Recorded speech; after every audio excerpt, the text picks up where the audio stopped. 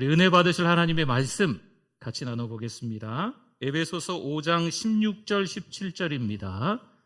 하나님의 말씀 에베소서 5장 16절 17절 같이 읽겠습니다.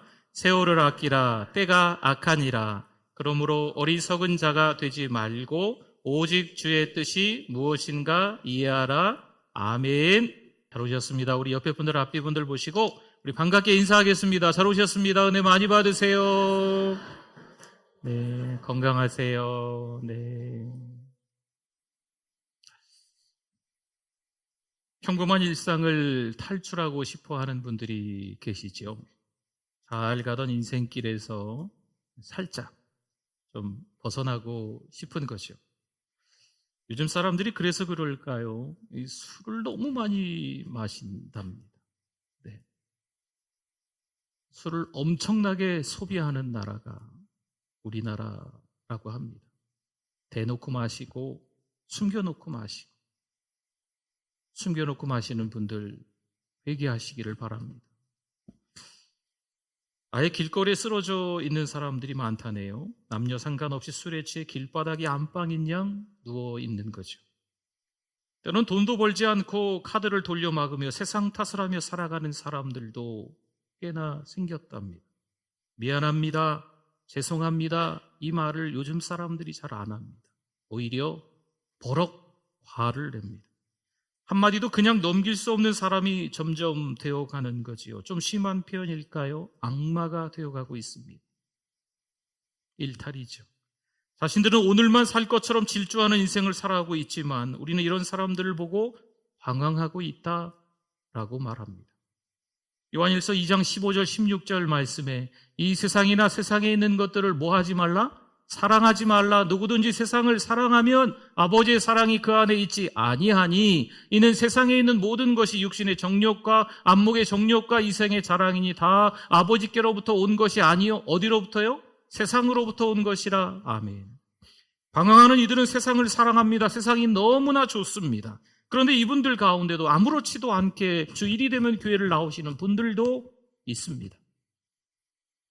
분명 교회에서 뭐라 불리는 직분자들인데 교회에 오고 나서 교회가 좀 부담스럽다는 거죠. 세상 속에 들어가서는 세상이 좀 더 편한 거예요. 교회 안에 있는 성도들을 만나서 성도의 교제를 할 때는 왠지 어색한데 세상 속에 들어가서 세상 친구들을 만날 때는 너무나도 편한 거죠. 요한일서 2장 17절 그 다음 절에 이 세상도 그 정욕도 지나가되 오직 하나님의 뜻을 행하는 자는 영원히 거하느니라. 아멘. 이 세상도 지나가고 그 정욕도 지나갑니다. 사람들이 이 세상에서 그토록 갖고 싶어하는 것들도 다 사라진다. 이렇게 오늘 이 17절 말씀을 풀어 해석합니다. 그러나 하나님의 뜻을 행하는 사람은 영원히 사는 줄 믿습니다. 성도 여러분, 방황이라는 것이 참 이렇게 무섭습니다. 짜증내고 신경질 내고 화를 내는 일들이 점점 더 많아집니다. 모임도 싫고 혹시 모여봤자 다른 사람 욕하기 바쁩니다.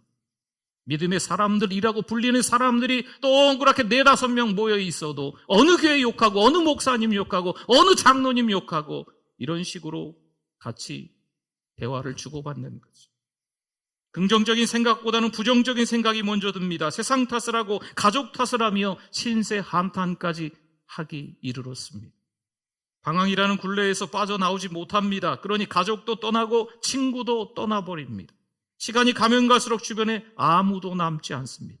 시편 14편 1절 말씀에 이런 말씀이 있어요. 어리석은 자는 그의 마음에 이르기를 누가 없다? 하나님이 없다 하는도다. 그들은 부패하고 그 행실이 가증하니 선을 행하는 자가 없도다. 아멘.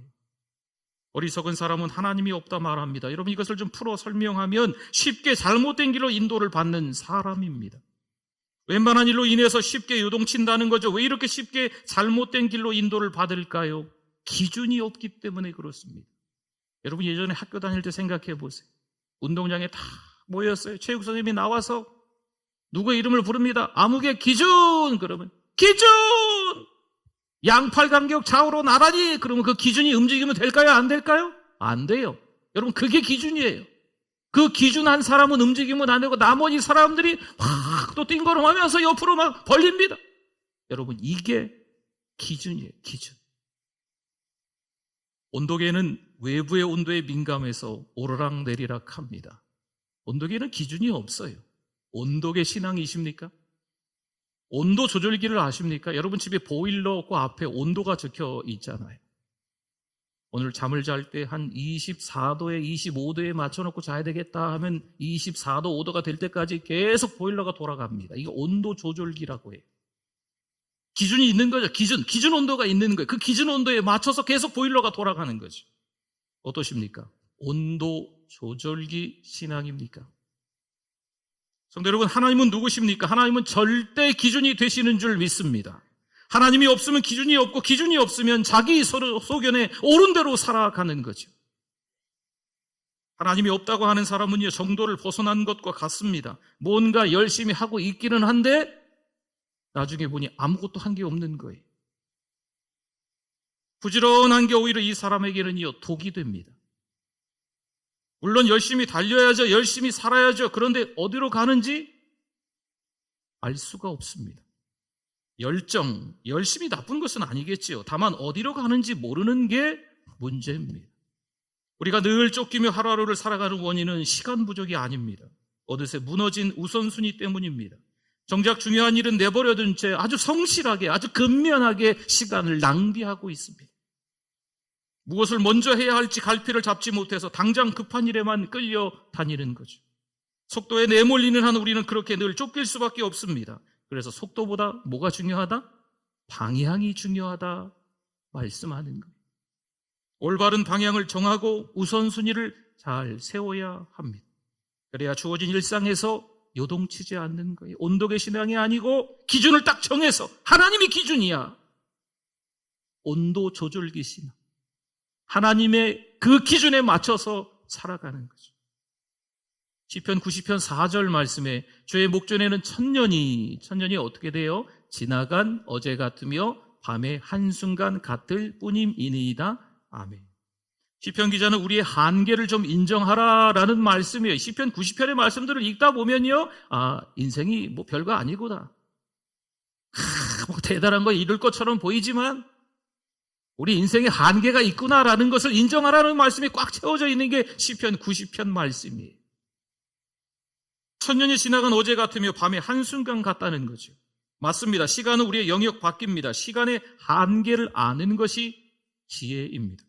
시간의 한계를 알면 속도보다 방향이 얼마나 중요한가를 알게 되기 때문입니다.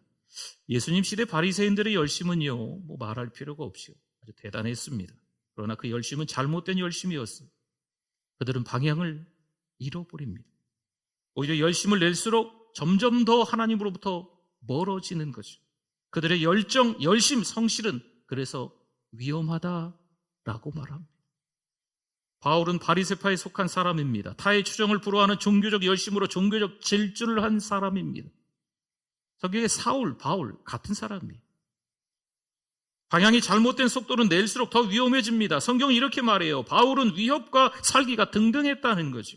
주의 제자들을 위협하고 무서울 만큼 죽일 기세로 달려들었다는 표현입니다. 아시는 것처럼 스데반 집사가 돌에 맞아 죽을 때도 그 현장에 그가 있었습니다. 속도를 내는 사람들의 특징이 바로 이런 겁니다. 폭력성이 있습니다. 폭언을 합니다. 빌립보서 3장 8절 말씀에 또한 모든 것을 해로 여김은 내 주 그리스도 예수를 아는 지식이 가장 고상하기 때문이라. 내가 그를 위하여 모든 것을 잃어버리고 배설물로 여기면 누구를 얻었어요? 그리스도를 얻고. 아멘. 바울은 예수님을 만나고 난 다음에 바뀌죠. 자신의 방향이 틀렸다는 것을 깨닫습니다. 예수 그리스도를 위하여 속도를 멈춥니다. 모든 것을 버리고 모든 것을 해로 여기고 모든 것을 배설물로 여깁니다. 아무런 가치가 없다는 것을 드디어 이제야 그가 알게 된 것이죠. 이 세상 그 어떤 것도 내 주 그리스도 예수를 아는 것과 비교되지 않음을 사도 바울이 깨달았습니다. 그렇습니다. 예수님을 향한 열심이 언제나 선한 것을 남기지는 안타깝지만 아닙니다. 물론 신자죠. 맞습니다. 하지만 이건 율법에 매여 있는 열정을 말하고 있습니다. 잘못된 시험 범위를 공부하는 학생이 좋은 성적을 거둘 리가 없습니다. 성경에서 빗나간 영적 열심은 하나님의 마음에 합한 그리스도인이 아닙니다. 바리새인의 신앙도 이와 같습니다. 복음서의 바리새인들은요, 모두의 존경을 받으며 성경에 자신들이 추구한 규칙들을 모두 지키고서도 주님께서 그들에게 잘하였다 칭찬하지 않습니다. 독사의 자식들아 라고 야단치시죠. 중요한 것은 이들이 하나님을 대적하려고 의도한 사람들은 사실 아니었어요. 다만 이들은 하나님의 열렬한 추종자들입니다. 오늘날 신자 역시 의도하지 않았는데 자신도 모르게 이런 바리새인의 모습이 종종 드러날 때가 있어요. 이들은 자신이 정한 기준에 미치지 못하는 사람을 쉽게 판단합니다.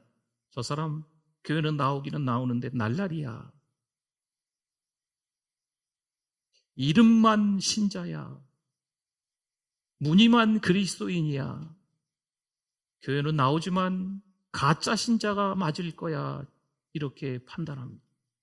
사실 이렇게 판단하고 정죄하는 사람들은요, 얼핏 보면 헌신과 열정이 타의 추종을 불허합니다.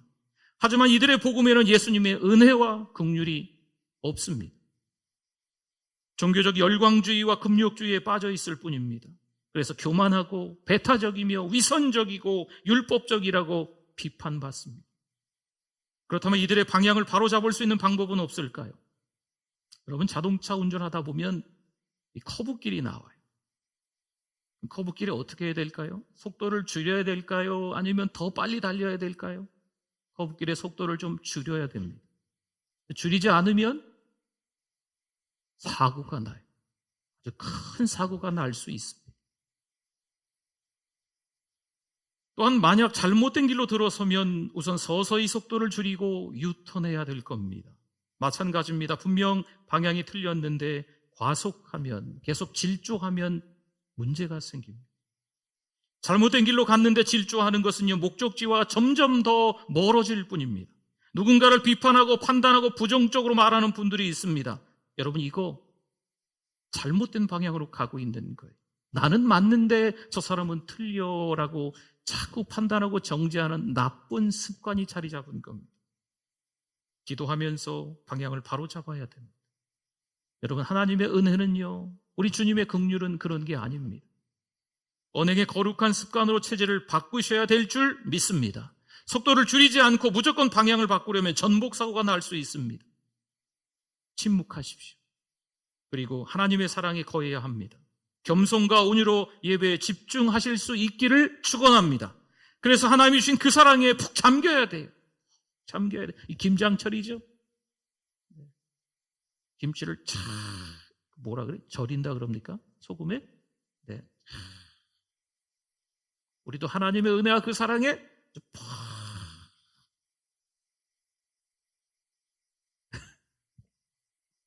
그래야 김치 맛이 나요. 그래야 우리도 살 수 있습니다. 요한복음 15장 12절 말씀에 내 계명은 곧 내가 너희를 사랑하는 것 같이 너희도 서로 사랑하라 하는 이것이니라. 아멘. 성경의 핵심은요, 사랑입니다. 사랑에 초점을 맞추면 방향을 잃어버리지 않습니다. 우리는 다함 없는 하나님의 사랑을 받은 줄 믿습니다. 아들을 죽이시면서까지, 마지막 피 한 방울을 흘리시면서까지 우리 주님은, 우리 하나님은 우리를 사랑하신 줄 믿습니다. 우리가 받은 그 사랑을 기억해내야 되겠죠. 그러면 그 사랑이 우리를 이끌어가는 거예요. 받은 그 사랑을 기억해내면 그 사랑이 우리의 삶을, 우리의 신앙생활을 이끌어가는 겁니다. 일을 얼마나 많이 하느냐, 얼마나 많이 봉사했느냐, 여러분, 이게 아니에요. 사랑을 얼마나 하느냐, 이게 중요합니다. 속도를 줄여야 사랑이 가능합니다.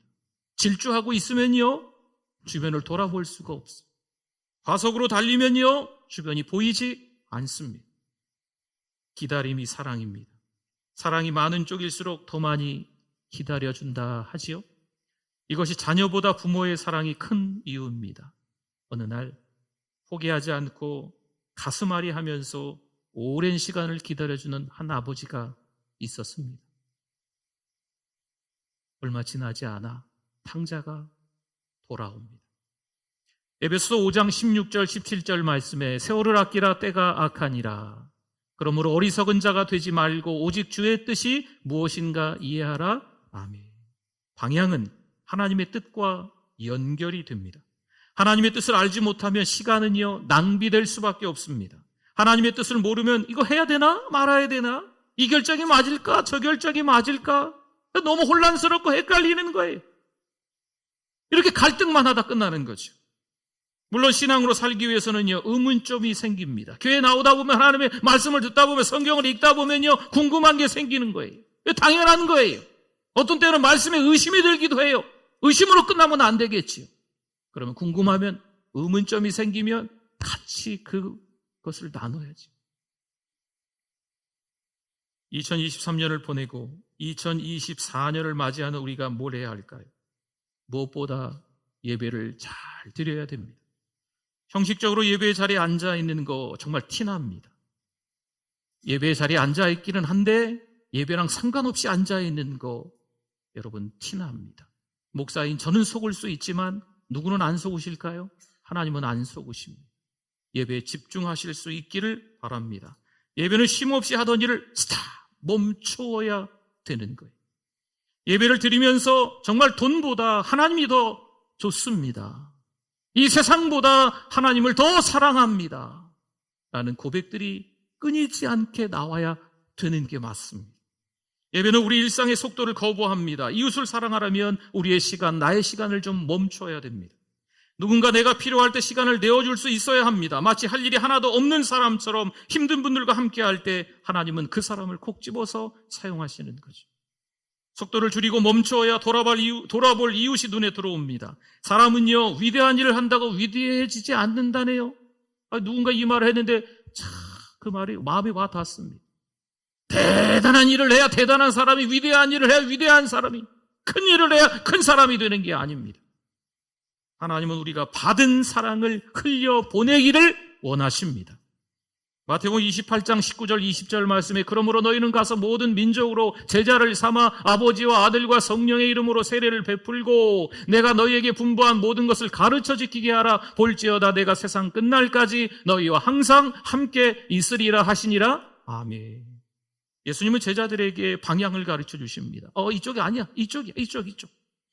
방향을 가르쳐 주시는 거예요. 유언과도 같은 마지막 남기신 말씀입니다. 물론 다른 일들도 해야 하지만 이 말씀에는 긴박성이 있습니다. 우선순위죠. 먼저 해야 될 것이 무엇인지를 예수님이 가르쳐 주신 겁니다. 세상에 살다 보니까 하던 일들이 얼마나 많습니까? 해야 될 일들이 얼마나 많습니까? 경험하고 싶은 게 얼마나 많습니까? 거기서 먼저 해야 될 걸 주님이 말씀하시는 겁니다. 전도하다 보면 한 영혼을 위해 시간을 좀 내야만 합니다. 나도 바쁜데, 시간 없는데, 나도 정신없이 먹고 사냐고 바쁜데, 영혼을 살리기 위해서 일부러 우리의 시간을 내야 됩니다. 나 먹고 살기 바쁘지만 그 돈도 짬짬이 전도비로 사용해서 그 영혼을 위해서 섬겨야 되는 거예요. 성도 여러분, 한 영혼을 위해서 내가 하던 일을 멈출 수 있으시겠습니까? 바빠요. 혹시 이러시겠습니까? 성도 여러분, 복음이 우리 삶의 우선순위에 놓여 있는 게 맞습니까? 그렇습니다. 이제 우리의 방향을 좀 아셨을 것 같아요. 오늘의 말씀을 통해서 그래. 질주의 본능이 있는 우리의 일상인데 그게 하나님의 뜻에 맞지 않는다면, 하나님의 마음에 합하지 않는다면 방향을 바꾸어야 되겠구나. 하나님이 원하시는 방향은 어떤 것이구나라는 것을 아셨을 것 같습니다. 우리는 하나님이 주신 그 영혼에 대한 그 사랑을 흘려보내야만 합니다. 받은 사랑을 이웃과 나누는 거죠. 받은 사랑, 받은 은혜, 받은 복을 흘려보내는 거예요. 말씀 생각나십니까? 무슨 통로가 되자고요? 복의 통로, 축복의 통로, 은혜의 통로가 되실 수 있기를 축원합니다. 중국에 제가 기회가 돼서 말씀을 전하러 한두 분 목사님하고 간 적이 좀 있었어요. 국내선 비행기를 한번 갈아타야 됩니다. 근데 지금 11시 반이면 11시 반에 비행기가 도착해야 되는데 비행기가 안 와요. 12시 반인데도 안 와요. 1시 반인데도 안 와요. 시간 맞춰 가야 예배를 인도하고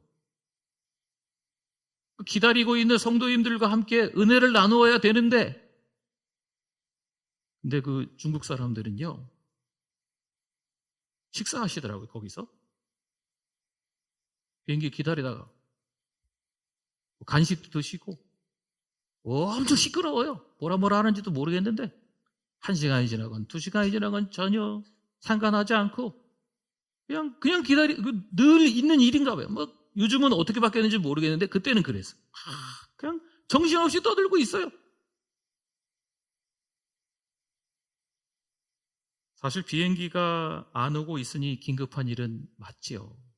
저희들도 마음이 좀 다급하죠.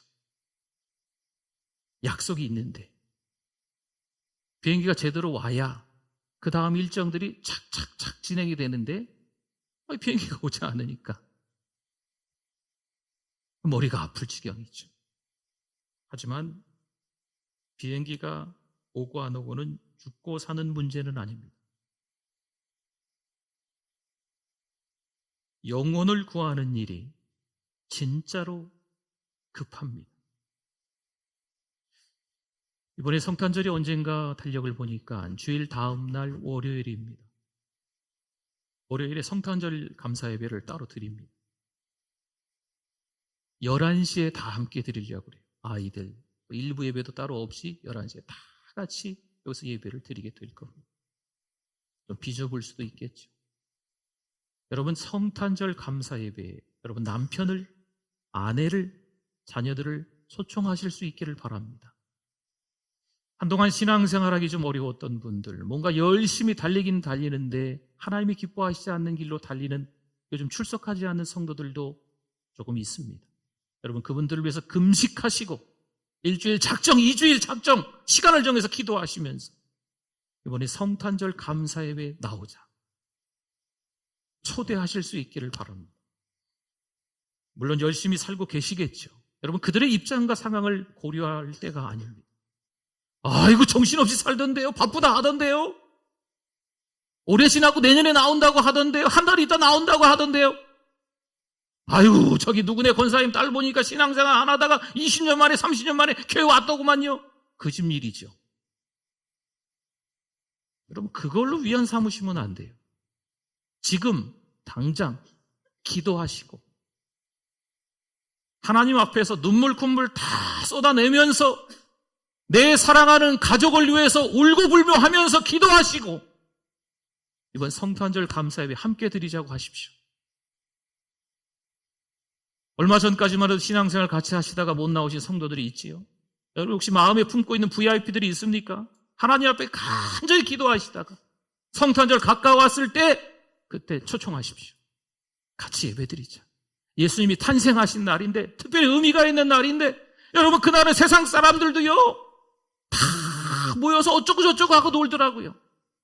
우리 이거 성탄트리 요거 하나 했는데 이미 저기가 뭐 어디 뭐 주점 뭐 어디 길거리에 보면 다 있어요. 교회도 안 다니는 사람들이 기가 막히고 코가 막혀서 우리 믿음의 사람들이 함께 모여서 성탄 감사 예배를 드릴 수 있기를 바랍니다. 성도 여러분 잘못된 방향으로 열심을 내봐야 점점점 하나님하고 멀어질 뿐이에요. 언제까지 기다려 주시겠어요? 물론 하나님의 뜻 가운데 하나님이 이끄셔야 되겠지만 하나님은 사람을 통해 일하십니다. 우리를 통해 일하기를 원하시는 거예요. 사랑하는 성도 여러분, 그들에게 우리가 받은 그 사랑이 좀 필요합니다. 우리가 먼저 우리의 속도를 좀 줄이세요.